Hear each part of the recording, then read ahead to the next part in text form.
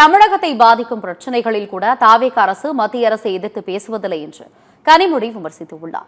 தூத்துக்குடி விமான நிலையத்தில் செய்தியாளர்களை சந்தித்த திமுக துணை பொதுச் செயலாளர் கனிமொழி, மாநில உரிமைகளை பாதிக்கக்கூடிய கனிமவள மசோதாவை மத்திய அரசு விவாதமின்றி நிறைவேற்றியுள்ளதாக குற்றம் சாட்டினார்.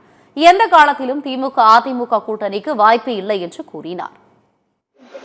இதுவரைக்கும் ஒன்றிய அரசை எதிர்த்து தாவேகா அரசில் இருக்கக்கூடியவர்களோ முதலமைச்சரோ அமைச்சர்களோ எந்த கேள்வியும் எழுப்பியதாக எனக்கு நினைவில் இல்லை. 2-3 நாளைக்கு முன்னாடி மைன்ஸ் பில் தமிழ்நாட்டுக்கு வரவேண்டிய நிதித்தொகையை மிகப்பெரிய அளவில் பாதிக்கக்கூடிய, மாநில உரிமைகளை பாதிக்கக்கூடிய ஒரு மசோதா நிறைவேற்றப்பட்டிருக்கு. எந்தவித விவாதமும் இல்லாமல் அதை பற்றி கூட இன்று தமிழ்நாட்டில் இருக்கக்கூடிய தாவேகா அரசு எந்த கருத்தையுமே தெரிவிக்கவில்லை.